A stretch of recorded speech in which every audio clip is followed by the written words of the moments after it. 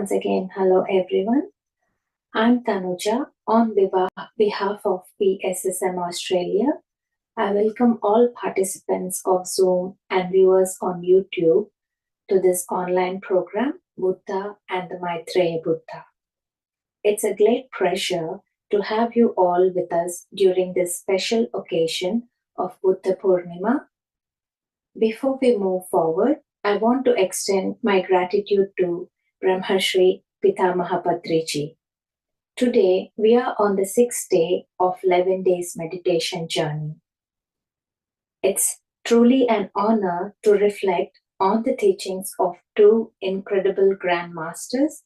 One is Buddha, who is a spiritual scientist who introduced Anapanasati meditation to the mankind, and our beloved Brahmarshi Subhash Patriji, who we call as our Maitreya Buddha, who took meditation practice to millions of people in our era. It's a pleasure to have wonderful speakers who have volunteered to be a part of this program. They will be talking about these two Grand Masters and will share their wisdom with all of us. So let's begin this program with a wonderful speaker today, Hari Chris sir. Welcome, Hari sir. Thank you. Regarding Hari sir, would like to give a brief introduction. He is an ardent meditation practitioner for more than 25 years and have been teaching meditation to the community from past 20 years. He has conducted a number of meditation sessions in India, USA, Singapore, and Australia. Currently, he conducts weekly meditation sessions at his home and few community centers around. He do conduct online meditation and mindfulness sessions using digital platforms like Zoom, Facebook Live, etc.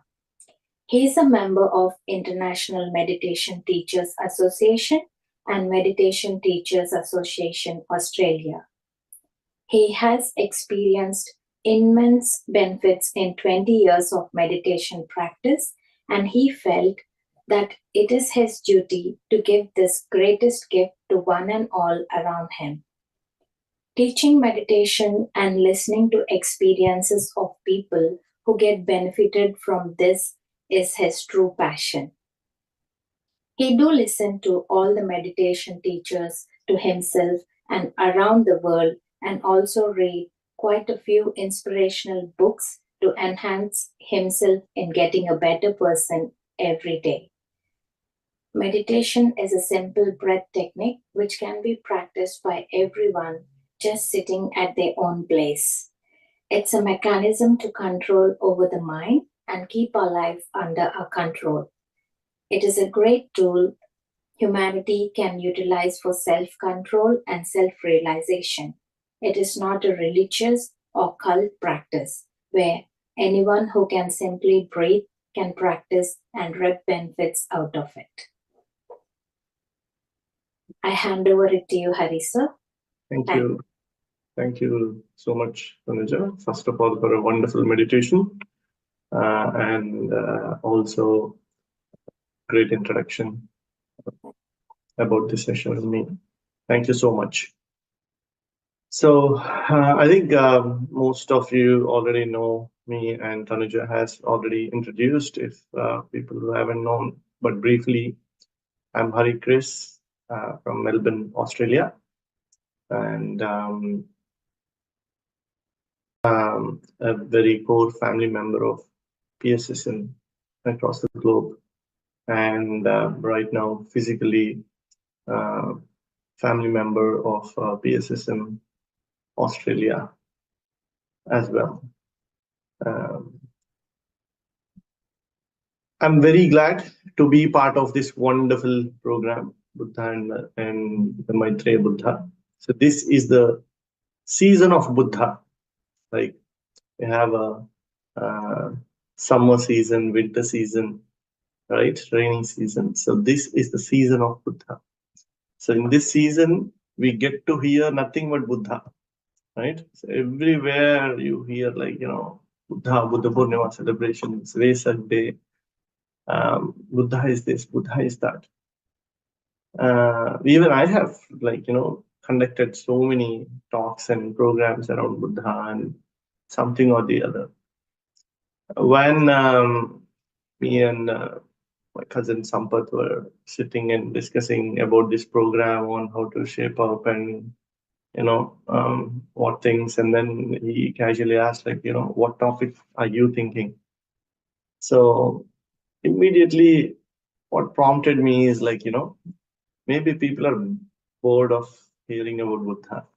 I want to talk about Yashoda. The less talked about, but has to be most talked about. See, we always ignore the feminine energy that is behind what. Without Yashoda, the Buddha that we are all hearing about is not there. How? And I want to,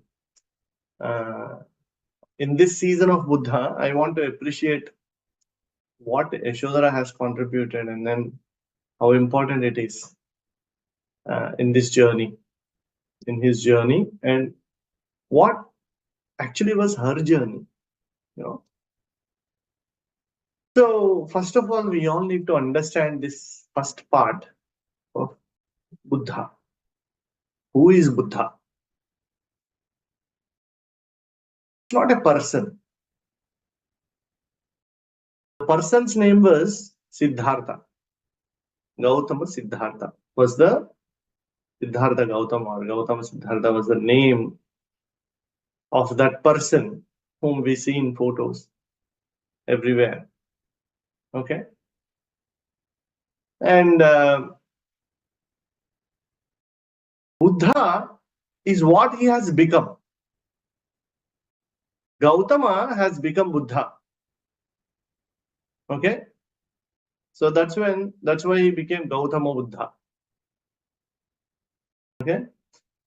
Likewise, there are so many Buddhas who has walked the earth before, who is walking the earth right now, who will continue to walk the earth. So Buddha is a state. So now, tomorrow, at any point of time, we all probably, some of us are already Buddhas, some of us will become Buddhas. Okay, people may not call it, but once we attain that state, we become Hari Buddha, Tanuja Buddha, Kalpana Buddha, Kanchan Buddha, Satish Buddha, Sandeep Buddha. Everyone have that. That is the beauty, and that is the true meaning. Buddha is a state. Buddhi is a state. Buddhu is a state. Yes or no? So there are Buddhus. There are Gautama Buddhus as well. So from a Gautama Buddhu, he has become Gautama Buddha. Likewise, we all someday would become Buddhas or have already become Buddhas. So that's what Buddha is. It's not just a person, one person. So now, we all know about how Buddha left his fort, his palace, his kingdom, and everything. Yes or no? So what happened to Yashoda then? What happened to her?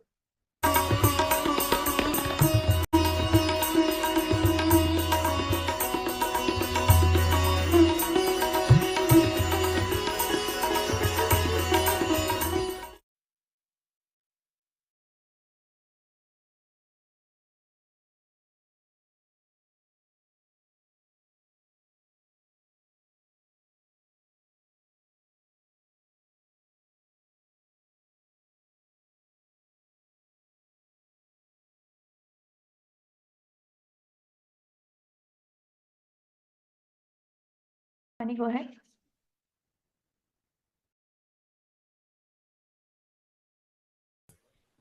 Can you hear me? Hello? Yes. Yes. Thank you. And hello, everyone. I'm Shivani on behalf of pssm Australia. I heartily welcome to our Zoom and YouTube viewers from all over the world to this online program, Buddha and Maitryi Buddha. Friends, Maitryi is derived from Maitri, a Sanskrit word meaning friendship, which is also a topic for the day today.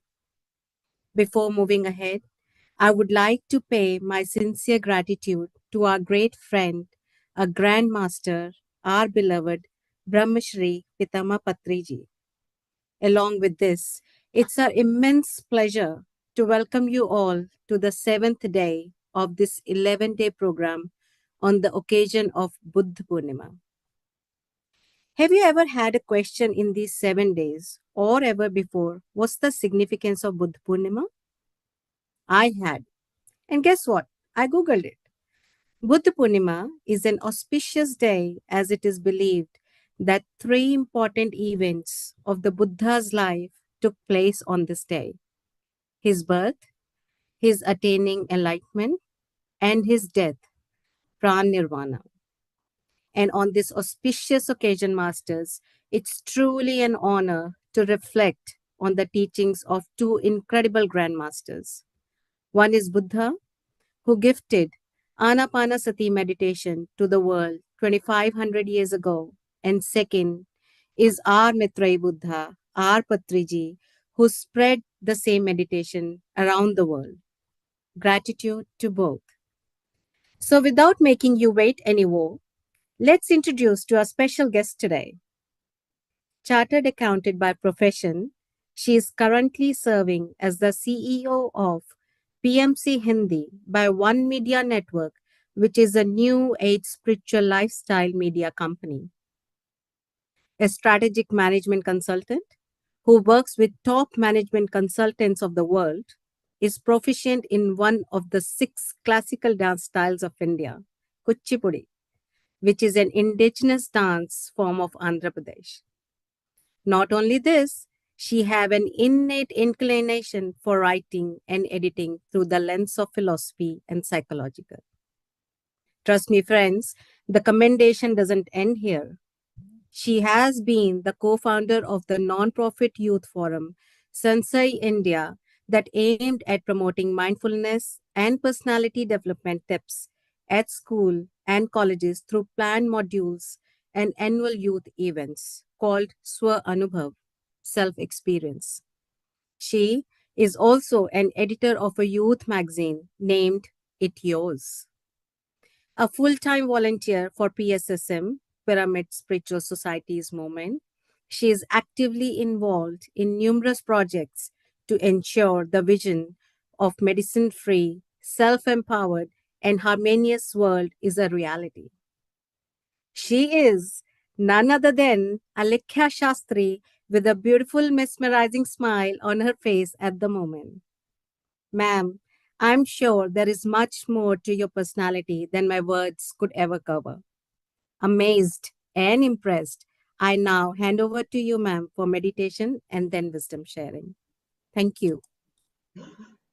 Thank you so much, Shivani ma'am. It was such a thorough, professional, and I would say insightful one. I myself, you made the small tweaks, personalized it to me.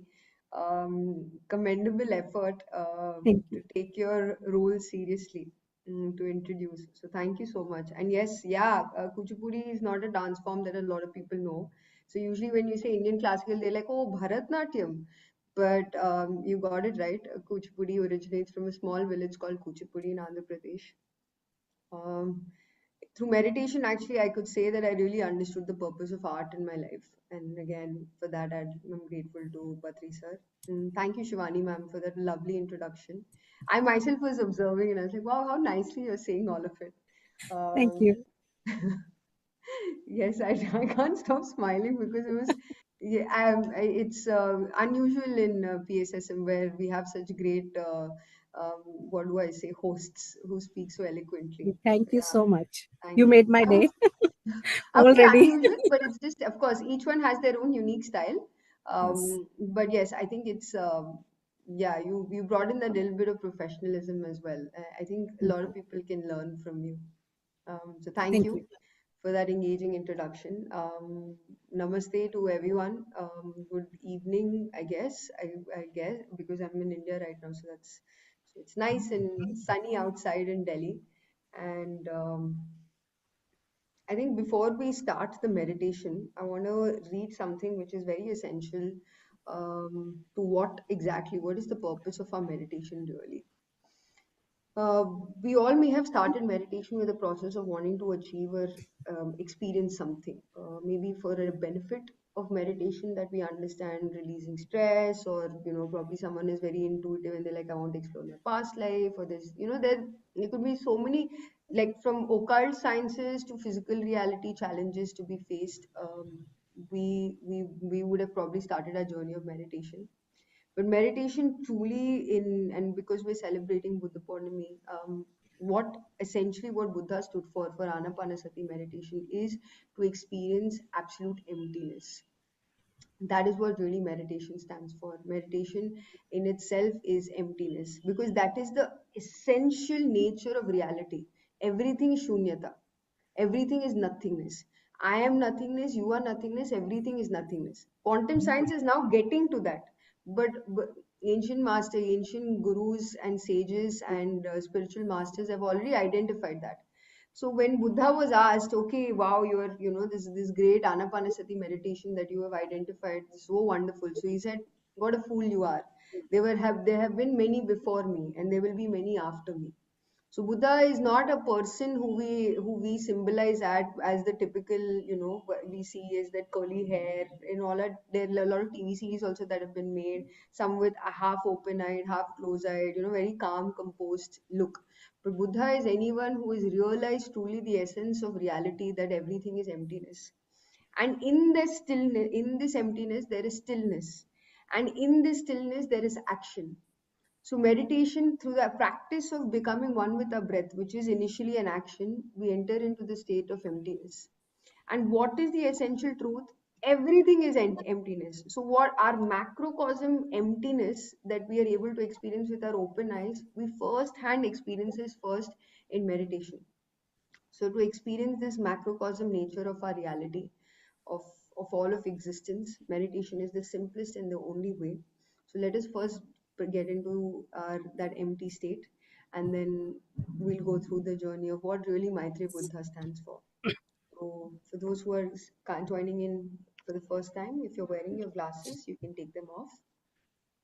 Ma'am, would you like to play the Yeah, I'll play music the or music. would you need? Yeah, I'll play Okay, the music. Yeah. thank you.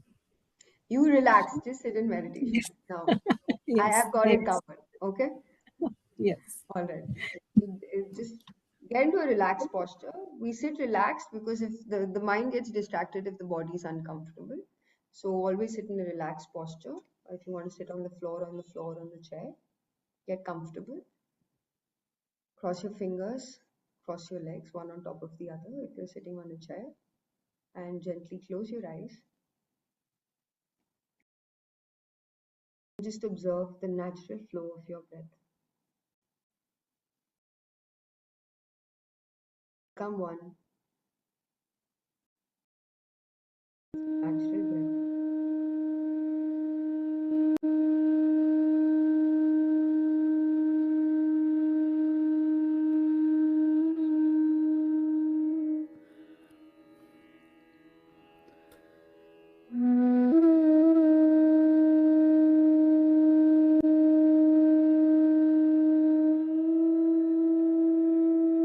Just watch the flow of your incoming breath and outgoing breath.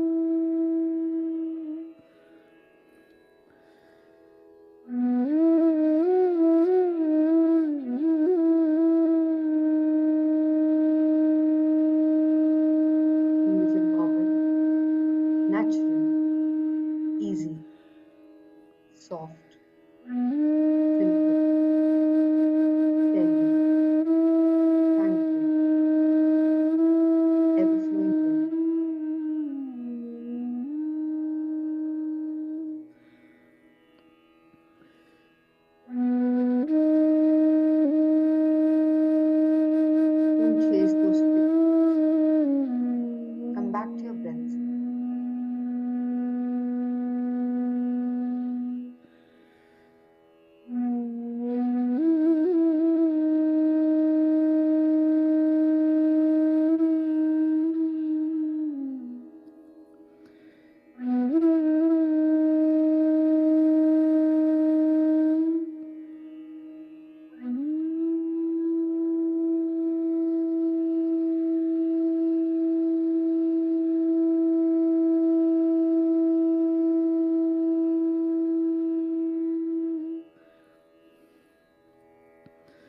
just body and your wandering mind.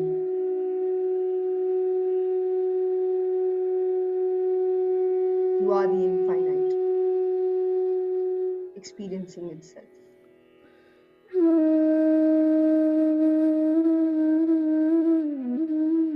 Your breath is your guide. Become one with your natural breath.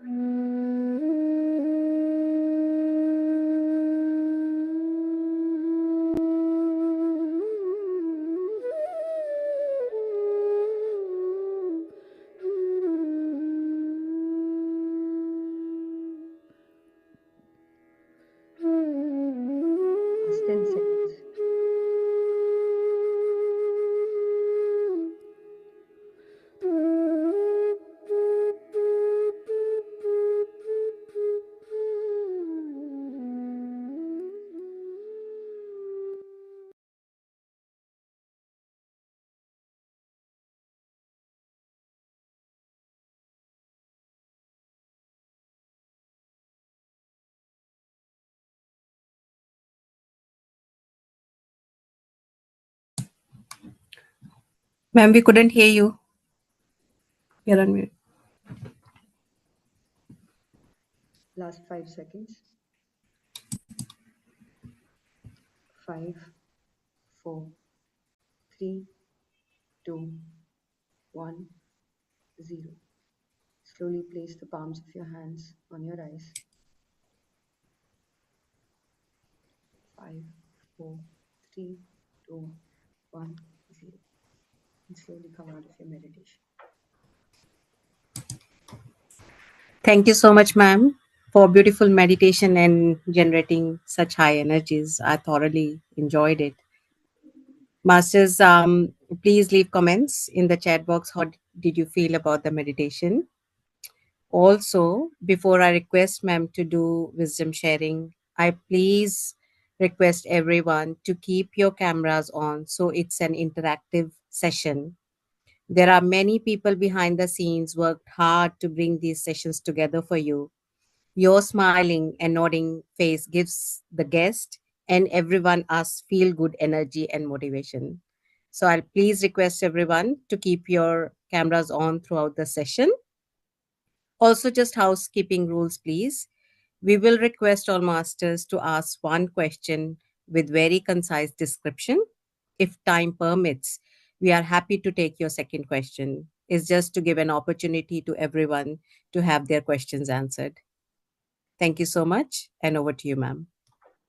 Thank you for your lovely comments. And yeah, that's true. Please do switch on your videos because, I mean, you get to see us, but we don't get to see you.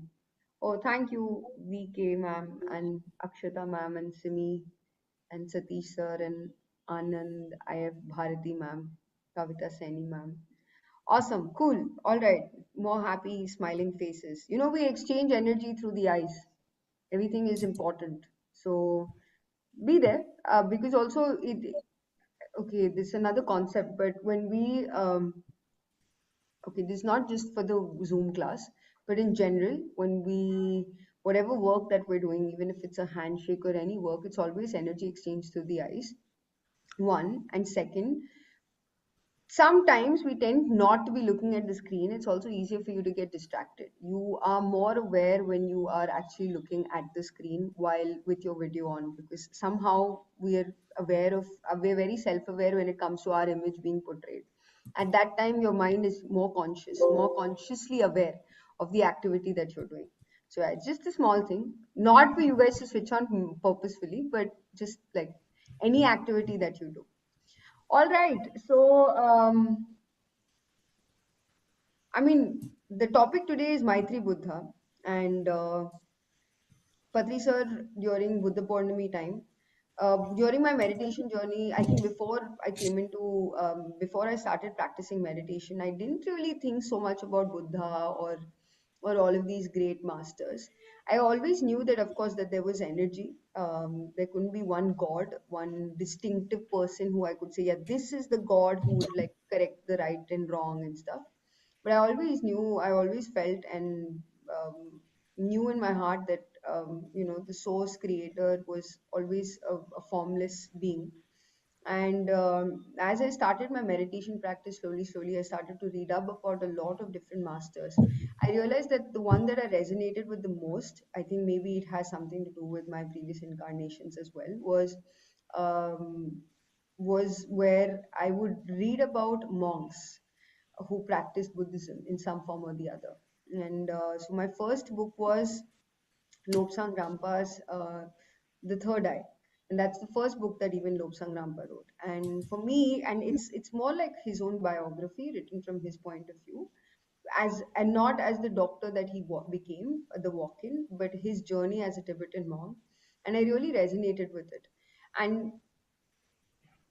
the story that I know of Gautam Buddha, Siddharth, is I think a journey for all of us. The journey before meditation, the quest of knowing of what exactly life is really about, and then the part where we actually start the practice of meditation, where you have these mini satori moments where you realize, okay, there's something bigger that we weren't aware of till now. And then there's the journey after where you realize, And of course, the journey, the journey where you are experiencing your meditation and stuff, it's a longer journey. This is a concept that Patri sir gave, so I'm just putting my insight to it, and then I'll share the actual wordings that he shared. And then, of course, once you are a regular practitioner of meditation, and then you're in the last phase, the phase of teaching meditation, you realize you're actually in that Buddhattva sthiti. So, so Buddha before enlightenment is also a Buddha, and Buddha after enlightenment is also a Buddha. So technically, everyone is a Buddha, Buddha waiting to become an actual Buddha. So the three stages of enlightenment are enlightenment before enlightenment, then there's enlightenment proper, and there's an enlightenment after enlightenment. So the enlightenment before enlightenment, and enlightenment is not a, it's not a very far-fetched thing which you cannot attain, or it's something which requires celibacy or requires some form of godhood state that we achieve, but it's just that realization within yourself of that infinity which exists in reality. You could be probably seeing a kind gesture that's been done to you witnessed a kind gesture that was being done. It could be feeding a homeless person, or a homeless person taking care of a dog. I'm giving you extreme examples, of course, but just small acts of kindness, like a small kid, small child, your child coming forward and saying, "Hey mom, I want to share my food with you," or him wanting to. It's just those small moments, those mini moments, where suddenly you realize that life is much bigger than all your worries, problems, challenges, and all of those thoughts which are there in your mind. That is truly enlightenment, because you are able to see that, you're able to witness that moment as it is. So all of us are in this journey, those who are not just in the path of meditation, but anyone who is seeking to realize that there must be more meaning and purpose in life, in reality, in itself, in all of existence. There must be meaning and purpose, is also a Buddha, because that's the first stage. That's the stage of a disciplehood. He wants there's a yearning. So even before Gautam Buddha before Gautam Buddha became Buddha, when he was Siddhartha, he was also in a quest for finding something. There must be some, because you can never be truly satisfied, because all of us are always, we are truly emptiness, but we are not seeking emptiness. We are seeking completion in some form or the other. So we're always trying to feel a wholeness, when essentially we are emptiness. So what will happen? Obviously there's a conflict, so we're always looking for something externally. That seeking, some people might seek it in the form of entertainment and excursion and some form of physical pleasures, or or like mental intellectual pleasures. But there are most who also, there are so many of us who also try to find more meaning and purpose through books, through meeting people, through traveling, through art, where they're exploring themselves. So that's the stage, that's the disciplehood stage. So the when we celebrate Buddha Purnami, it's actually when we say those three events, his birth, his enlightenment, and his parinirvana sthiti, it's actually that the journey before enlightenment which led him to that point. He's seeking and yearning to go to all of those gurus for those 8 years, practicing such harsh technique, going beyond his body, just with that simple desire to know there is something more in life. And that is why Patri sir called all of us masters in the new age and form, because all of us are seeking for that something. That seeking, eventually everyone is a Buddha, because everyone is seeking something. They might come in this lifetime or another lifetime, but when they do come, and that is usually the path of meditation, that is when they get into a stage of proper enlightenment. This is the stage of realization, the stage of masterhood stage, where you start to meditate and you realize, okay, I'm not just this physical body. There are so many subtle dimensions which exist.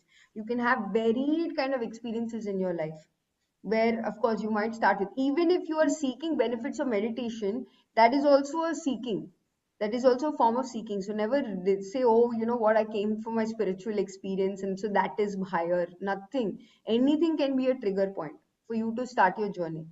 And then you actually get into the process of proper enlightenment, where you realize, oh yeah, there is more to life. And then after that, and now, so a lot of people think this is it. you know what, I continue this practice, and one day I'll reach that samadhi sthiti. And this is what Patanjali Yoga Sutra finally says, I'll reach this samadhi sthiti, or in Buddhism it's called nirvan, parinirvan and mahaparinirvan. I've understood everything, I've attained everything, now there's nothing for me to do. I'm not just the drop in the ocean, I am the ocean itself in this drop, and that's it. No, it's constant work, it's constant learning, it's constant fine tuning. And that is what Buddha represented to us. And today, as we sit and we discuss on the concept of Maitreya Buddha, that is what it really is. The third phase, the enlightenment after enlightenment stage, is the stage of a researcher, the stage of a teacher, the stage of a master. So we all, as pyramid masters who have incarnated on this planet Earth today, right now, who are seeking to want to teach meditation to each and every one, are in that stage of constant fine tuning, and are in the stage of a teacher stage, are in the stage of a researcher.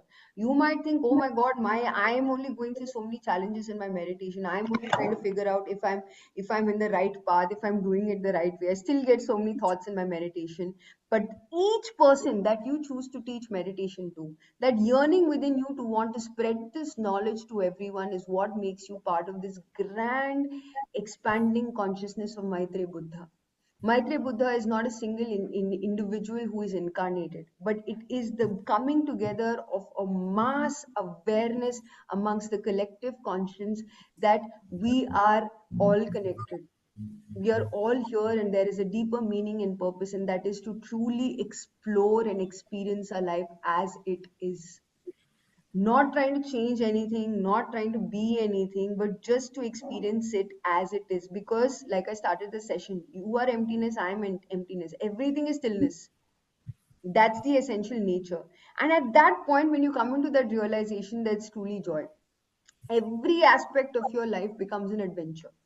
Your own journey with yourself, your own quest to discover yourself more, makes you even more enthusiastic to share it with more people.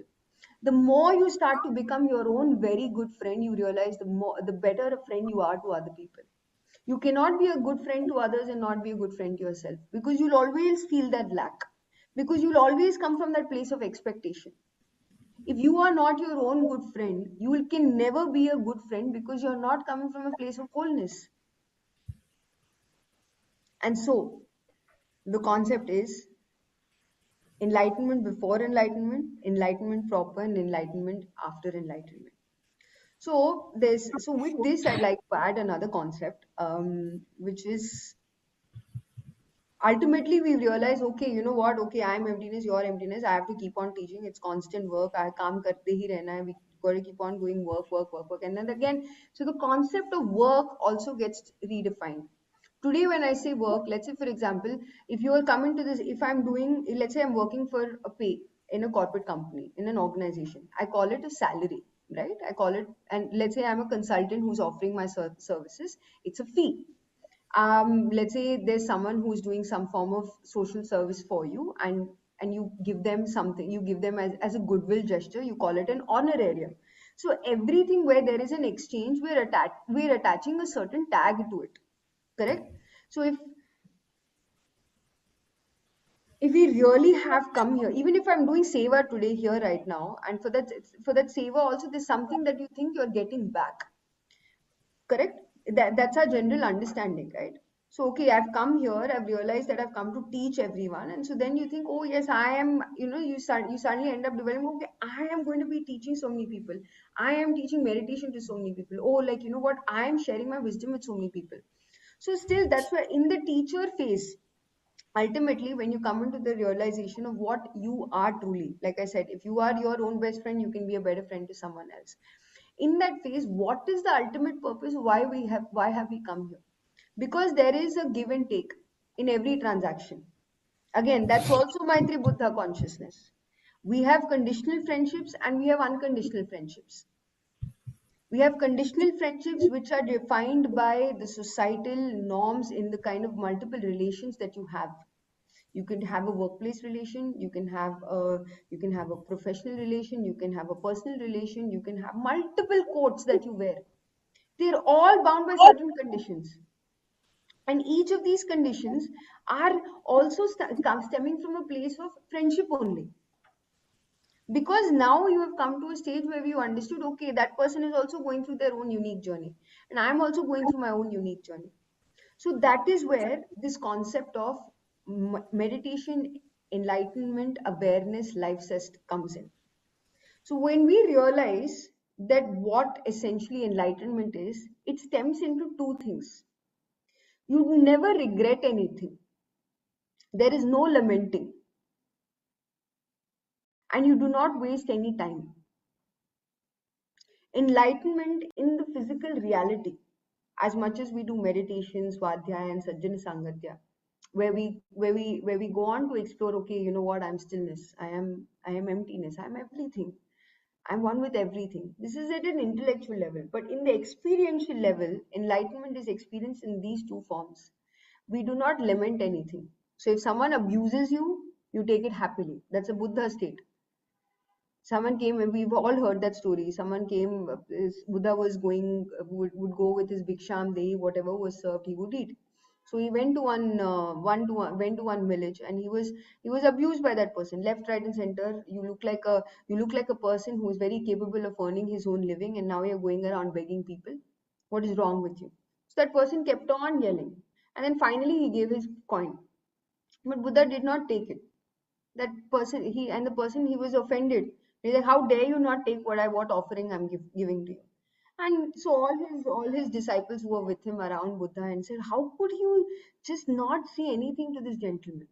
So Buddha said, it was his, what he gave, he only got back. There was nothing for me to take. What he was only showing to me what he was. That was not a reflection on me. So that's a state, never lamenting anything. Whatever is happening in our life, whatever be the situation, no matter how extreme it is happening, no regrets. Every regret is a fresh blunder. All the energy that we receive in our meditation, if you have even a single regret in your life, or where you're like, yo, why did I say that thing, it could just be you rebuking your own self to say, oh, you know what, I shouldn't talk like this, I shouldn't have said that, or that person should not have been like that, or this situation is not entirely right, or this could have been done better. As many times as you say this in a given point in time in a day, you realize that's your level of enlightenment. The second step of enlightenment is not wasting any time. If you are in at any given point in time not utilizing your time 100%, then you're not a Buddha. And I can tell you, when I do my own observation, if I have an impulse to want to pick up my phone, sometimes through meditation, of course, you gain this awareness where you realize, no, my time is only for my self learning and self growth. If something does not serve my purpose, I let it go. And we let it go because we have no regrets, no? So how does enlightenment manifest in this physical reality for us is, broadly it can be categorized into two things. Never lamenting anything, so no regrets whatsoever. So within no regrets, everything comes. No complaints, non-interference, non-judgment, non-violence. All of this is a subcategory. No lamenting. If you don't lament anything, if you don't regret anything, which means you accept life as it is. So naturally you don't have any complaints and you don't interfere, you have no expectations. So a lot of times we do a backward calculation and we're like, oh, okay, but I should not interfere and I should not judge and I should not expect. So we try to work in that. But from the Buddhatva sthiti, if you understand from the concept of Buddha, what realization he came, whatever happened, his 8 years of sadhana, where he did strong hatha yoga, everything led him to his final enlightenment through anapanasati meditation. Buddha's life can teach us so many things.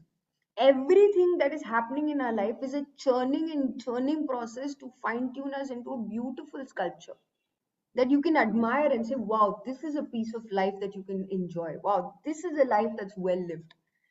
Because you are going to be here in this physical body for a limited period of time, but ultimately you are that expansive, expanding ever self. The few moments right before you leave your body, your entire life will flash before you.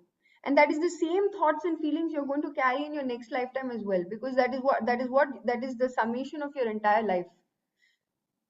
And those 6 seconds that your entire life flashes before you leave your body is what is going to define the next moment. So what should your 6 moments be, those 6 seconds be?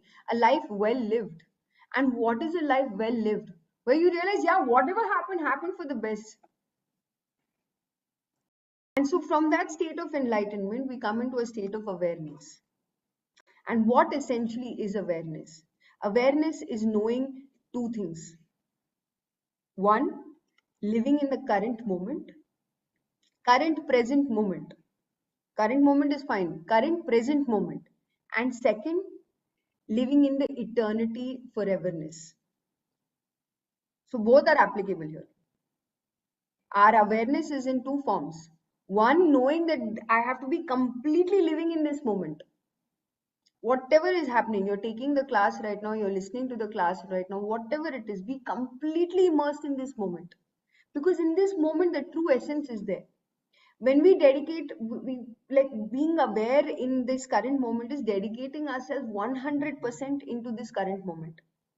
It's totally being alive in this moment. It's flowing happily in this here and now as it is. That's one aspect of awareness. That's one aspect of awareness.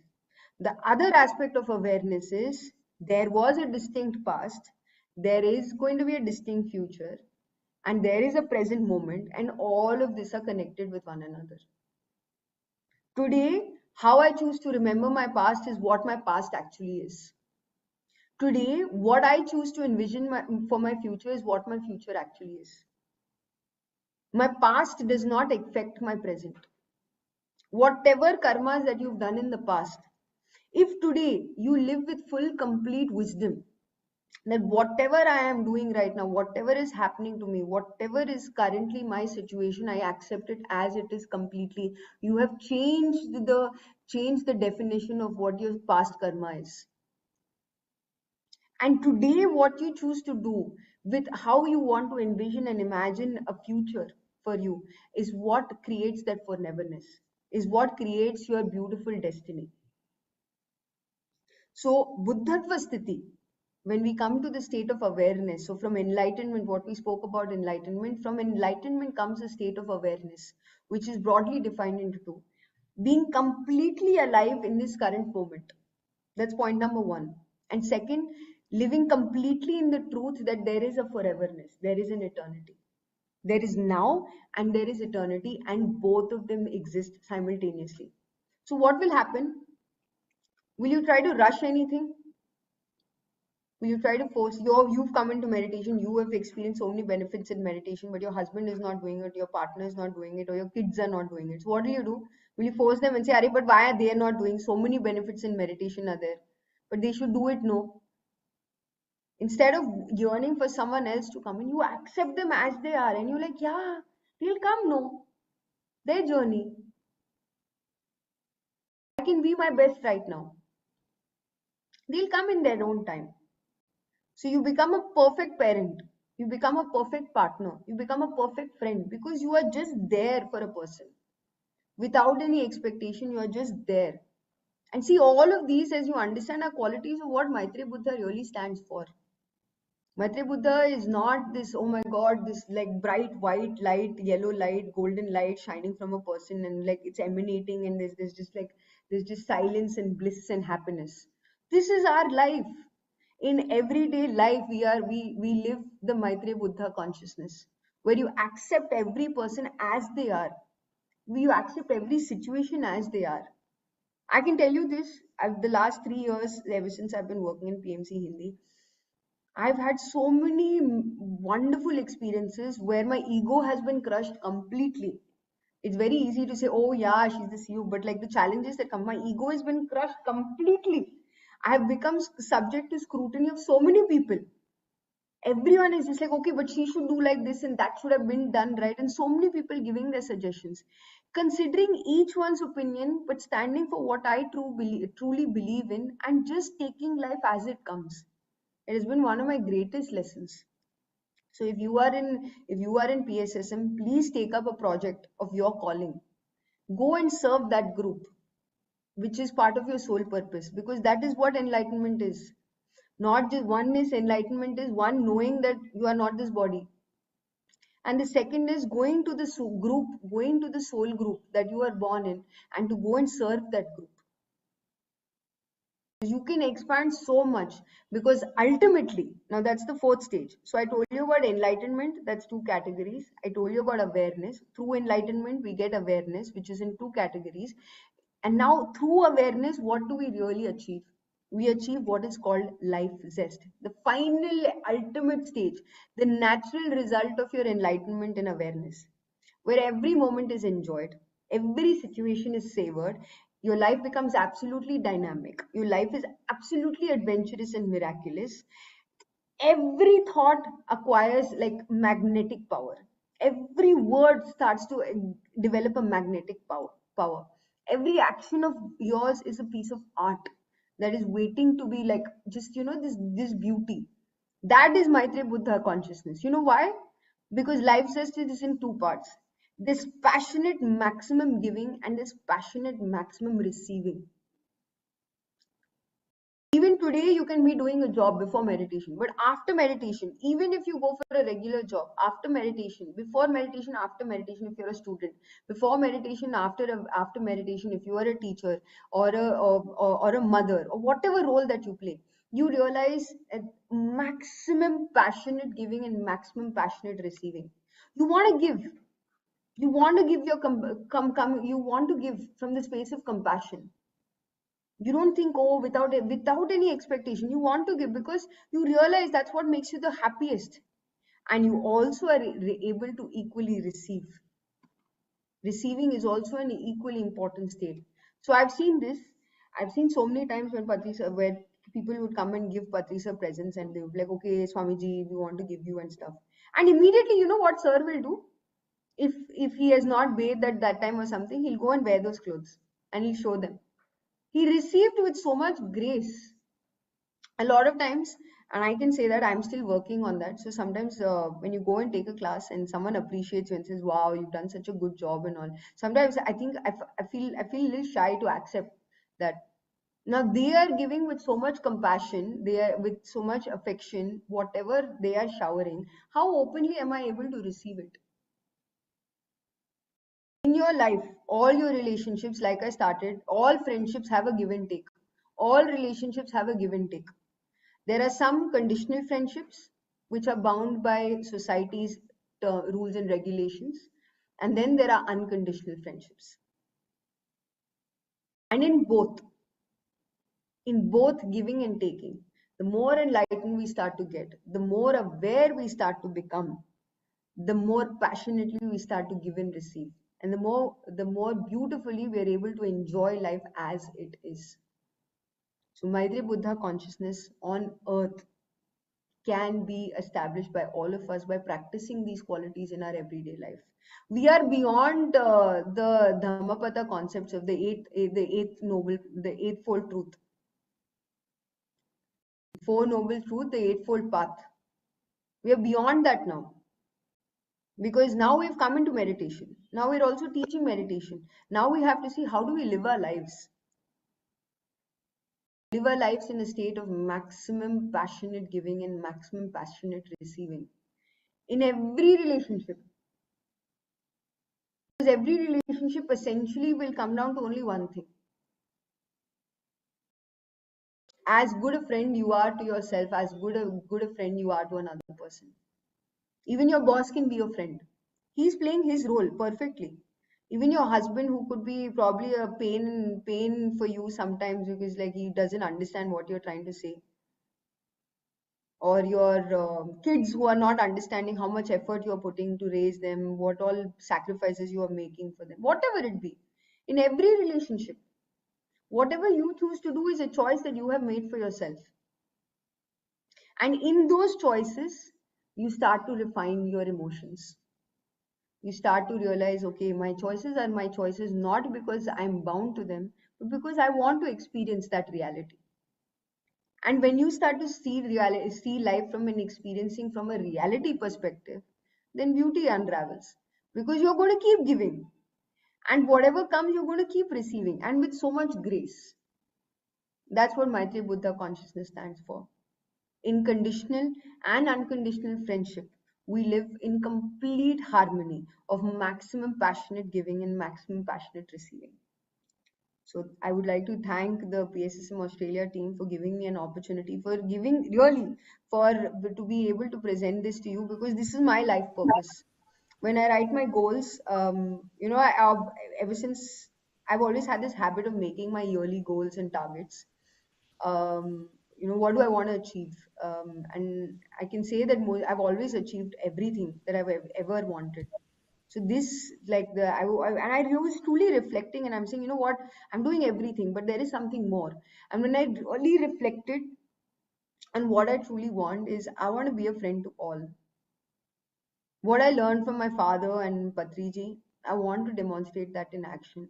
I just want to be friends with everyone on this planet. That's what I really want. And whatever is, that's my goal in life. Like now, my goal in, because I know, of course, one of the practical, like material goals is to create a platform to teach meditation to the world. So that's one of my goals. Like my life goal is to create a platform that teaches meditation. So I'm grateful to Patriji, because now through PMC Hindi, we're already reaching out to 5 crore homes. And now to enhance that, so every person in India will become a meditator. And the minute that critical mass has been achieved in India, I know that global will be achieved easily, because there's one Hindi speaking person in every country, every city of the world. We just have to reach that one person. Dhyan Jagat has happened already. I am just seeing how I can be a part of it.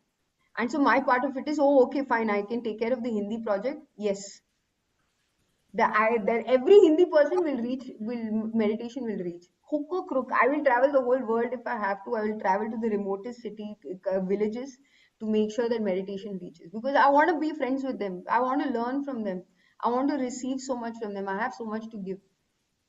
And for igniting, for inspiring me, I want to thank my best friend Patri sir, and my dad actually. Uh, I'm so grateful that we in this reality can truly, like, you want to look at someone as an inspiration, and you're like, okay, give me a face or a place. Like, how do I know that this is a reality? It exists. My dad was one person in my life. He was my best friend. So is my mom. And and then Patri sir. So I want to thank them for inspiring me, so that I can go and live my purpose and make more friends. So thank you, my dear friends, for giving me this opportunity on this wonderful occasion of Buddha Purnami. And over to Shivani ma'am. Yes. Yes. Thank you, and thank you so much, ma'am. I'm sure the passion you speak with and the smile. It's not hard for you to make friends, I'm sure. And please don't get emotional, because if you cry, I'll be the first one to start crying with you. I'm that emotional. So and the thing that I got out of this session is truly how we as people underrate ourselves. You made us feel how much we have in us that we do not see, or we are not aware.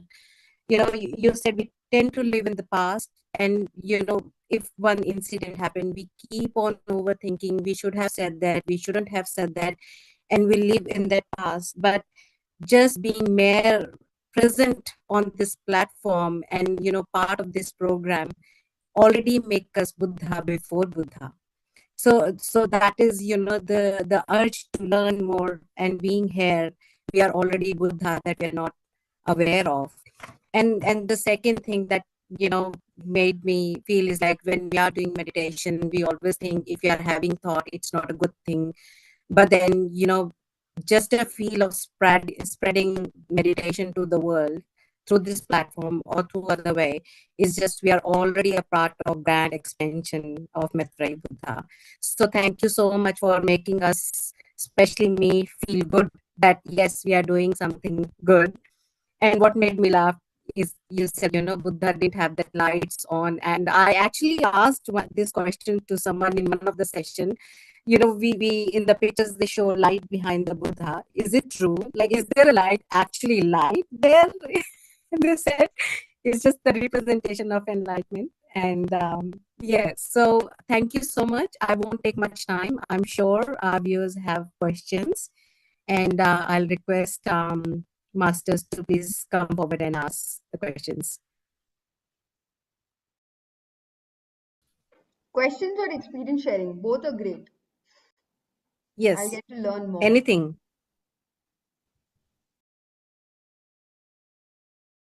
Kalpana ji. Thank you, Shivani. Thank you so much, Alekhya ma'am, for accepting and providing your wisdom to us. Actually, I have both. One is question and one is experience. So, in the meditation, ma'am, before the wisdom session, I had a question because before that you mentioned stillness, right? Emptiness, stillness. I was thinking about emptiness. Suddenly, my hands felt, they were in the shape, but there is nothing inside my hands. I could feel emptiness within my hands. But then again, I started questioning. So we are human beings. We are on Earth. So breath is our, the main thing that qualifies us human being, right? So because we are on Earth, what is the difference between the planets Earth and other planets? It's only gravity, right? So Earth has more gravity. Is there a connection between gravity and breath? Interesting question. See, I don't have a scientific explanation for this, but I'll share an experience with you for this. This is in 2014. There's a pyramid that we had constructed on top of my house, and it was not inaugurated yet. But I had a dream in the night, and so this pyramid. So the dream was I was sitting inside this pyramid and I was meditating, and suddenly I come out of meditation and I step out of the pyramid, and suddenly the pyramid becomes really small and I put it like a locket inside. So this is all I'm observing my dream. So that pyramid becomes a really small locket sized pyramid, and I put that pyramid as a locket in a necklace, and I step out. Now when I step out, where did I step out? I stepped out in this like different, and so this same exercise happened in multiple, like every time I would step out, I would be in a new space. This space, there would be different creatures, not people who I could recognize as humans. Now I could probably call them extraterrestrials, but they were not humans. I met different forms of beings in every time that I would step out. And these beings, each of them, everyone was asking the same thing. How do you live? Like on my earth, this is what we do, and we have greenery and we Mother Earth and nature, and I would explain. So I don't remember much of like my interactions on those or at those points, but I remember in one such, this place I would meet. They would share something, I would share something, and then I would step back and I'll take the locket out, I'll put it down, the pyramid would become big, I would sit into the pyramid again and I'll meditate, and again the same thing. I'd step out of the pyramid will become small, I'll be in a new place, new galaxy or dimension that I don't want to give it names because we tend to like intellectualize the process. So something, I went to, let's say, another planet, and I met those people. There's one, so I remember two things, very distinct things of that dream. One was I reached a place where the beings didn't have a nose. Okay. So they just had eyes, they didn't have a nose, and their mouth was a little bigger in shape. But they had a long tongue. So my question to them was, on our planet, we do meditation through our breath. How do you do meditation? So then they showed me that there was a process where their tongue can be kept up in a certain way through which they can activate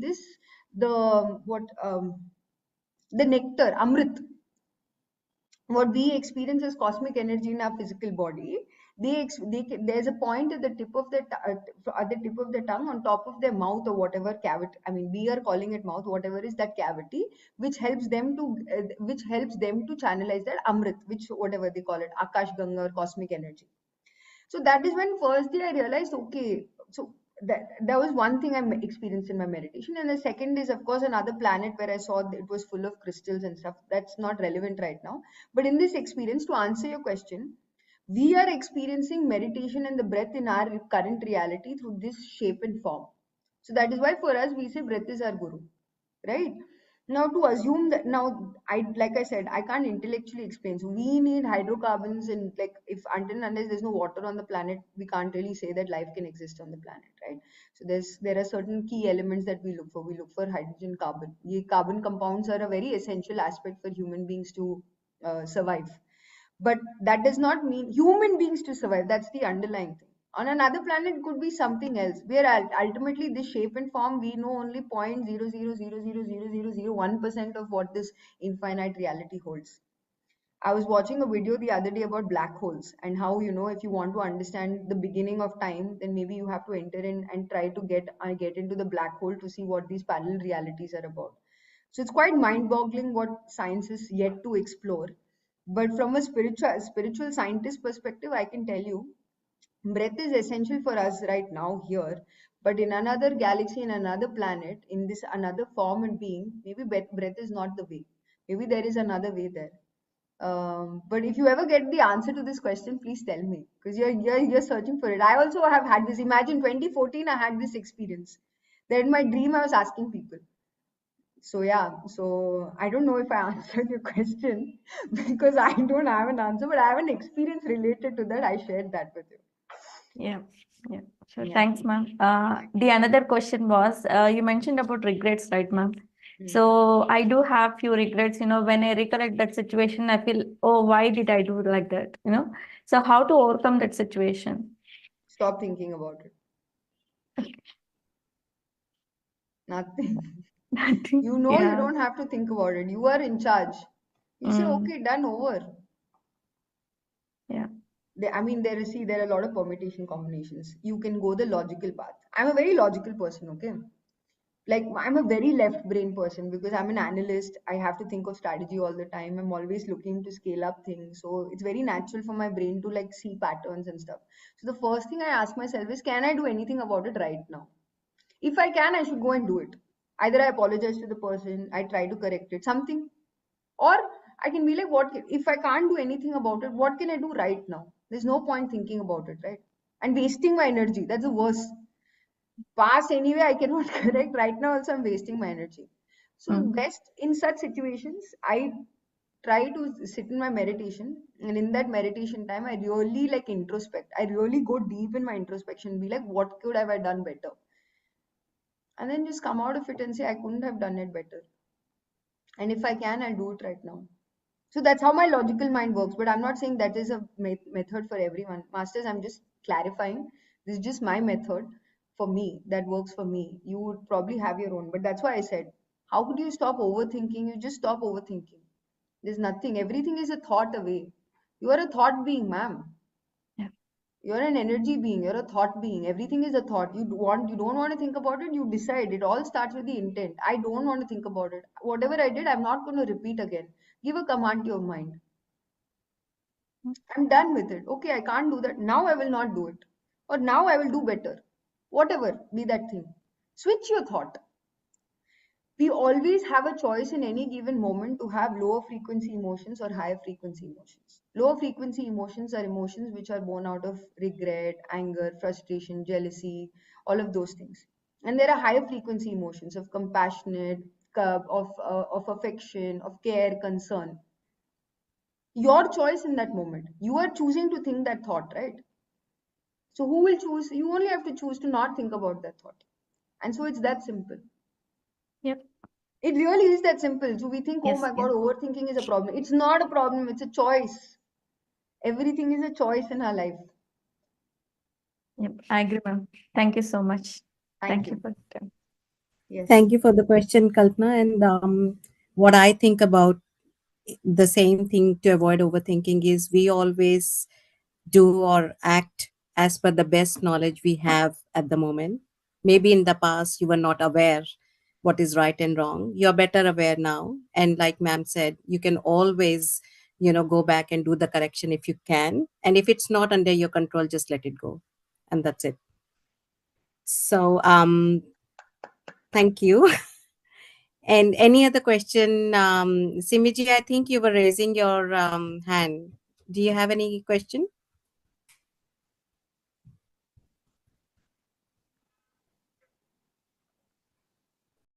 Any other master for any experience sharing or any question, please, or any gratitude?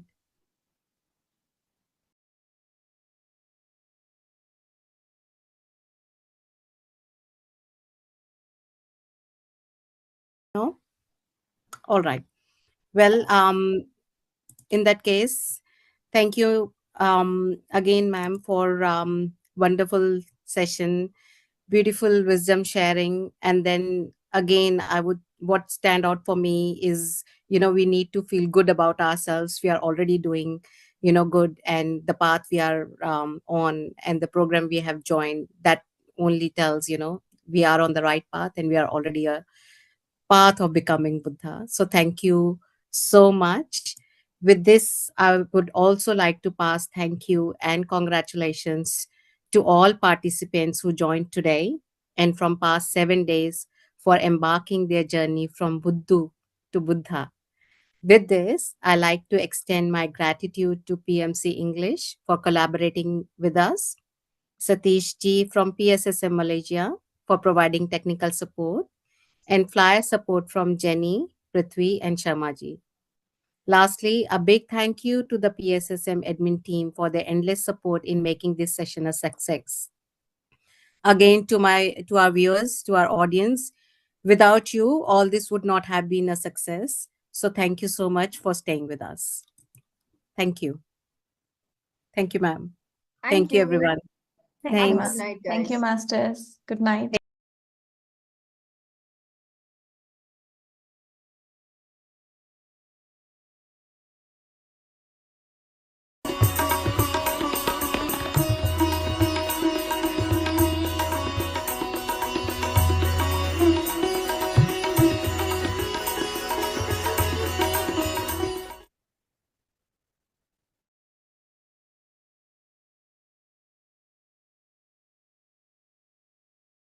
Hi, Masters. Hello, everyone. I am Lavanya Vishwanath. On behalf of PSSM Australia, I welcome all the participants of Zoom and viewers on YouTube to this online program that is Buddha and Maitreya Buddha. It is a great pleasure to have you all with us during the special occasion of Buddha Purnima. Before we move forward, I wanted to extend my gratitude to our beloved Brahmarshi Pitamaha Patriji and Swarnamala Patriji. So today we are on 5th day of 11-day meditation journey. It's truly an honor to reflect on the teachings of the two incredible grandmasters. One is Buddha, who is a spiritual scientist who introduced Anapanasati meditation to the mankind, and our beloved Brahmarshi Subhash Patriji, who we call as a Maitreya Buddha, who took meditation practice to millions of people in our era. It's a pleasure to have wonderful speakers who have volunteered to be a part of this program and are willing to share their wisdom about these two grandmasters. Today, we are honored to have Senior Master Hitesh Vasisht as our great guest speaker, offering his wisdom on the 5 timeless life lessons by Gautama Buddha. Welcome, sir. So let me give you all a quick introduction about Hitesh Master before handing over the platform to sir. So Hitesh sir have been teaching meditation to masses for a decade and a half. He is also trained in many complementary healing modalities like past life regression, inner child work, life between life regression, family constellation, ancestral healing, rebirthing, breathwork, and so on. With more than 500 plus workshops, he worked with masses finding balance in their lives. Hitesh Master is also an author of the bestseller book named Sundaram Speaks, Conversations to Awaken Your Soul's Wisdom. He is also an award-winning coach par excellence, a workshop leader and a healer with a decade and a half experience in the field of human behavior. He is an internationally registered consciousness coach with Certified Coaches Alliance, Canada, and International Coach Federation. With more than 6,000 plus one-on-one healing and coaching sessions, he has transformed people in healing childhood and past life traumas, ancestral patterns, deep subconscious beliefs, and lead a life of meaning and purpose. So having done master's degree in human resource management, he has also worked in apparel fashions, real estate, education, automotive, and telecom sectors. He has coached CEOs, bureaucrats, doctors, teachers, housewives, children, helping them realize that they are whole and capable of achieving anything and everything. With this, I would like to welcome you once again, sir. Over to you. Thank you very much. Good evening, everybody. Thank you, Lavanya ji, for having me here, and thank you, pssm Australia, and Kalpana ji. Thank you for having me. And, very happy to be a part of this Buddha and the Maitreya Buddha program, which we are doing on the, for the Buddha Purnima. It's an amazing initiative, wonderful initiative for all the meditators to come together and meditate and experience the group consciousness. So before we begin, friends, let us all start with meditation. I think that will be a good way to begin the session. So I'd like you all to sit comfortably. You can lock your feet, clasp your hands, and close your eyes.